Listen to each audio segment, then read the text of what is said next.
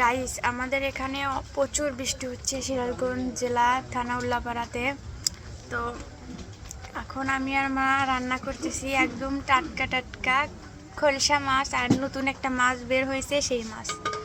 তো সেটা এখন মাখিয়ে দিয়ে রান্না করব। প্রথমে আমি সবগুলো কেটে কুটে গুছিয়ে দিয়েছি। মা আমার হাত জ্বালা করে, তার জন্য এখন মা মাখিয়ে দিয়ে রান্না করবে। প্রথমে আমি কাঁচামরিচ কড়াইতে দিয়ে দিলাম, তারপর পেঁয়াজ রসুন বাটা সবগুলো। তারপরে দেখেন এই মাছগুলো এত টাটকা আর এত ফর্সা হয়েছে ধোয়ার কারণে।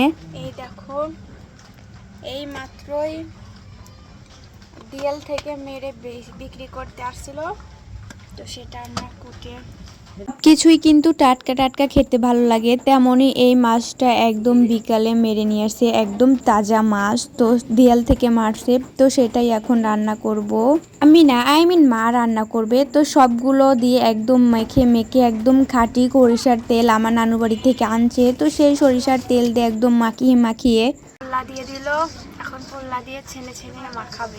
আর এই পোল্লাটা কোথা থেকে কিনছেন জানেন? আমাদের বাড়ির পাশে বাড়িতে হয়েছে, তো চাচির কাছে আমরা পোল্লাটা কিনছি। সবকিছুই টাটকা টাটকা এরকম দেখেন আমাদের গ্রামে পাওয়া যায়। বাট আমাদের এটা গ্রাম অতটুকু না, বাট আমার নানির বাড়ি এলাকা একদম গ্রাম, সেখানে আরো বেশি টাটকা। আমাদের এখানে হঠাৎ যদি পাওয়া যায় তা সেরকম। তো আল্লাহ হাফেজ, আজকের রাত্রে আমরা এটা খাবো।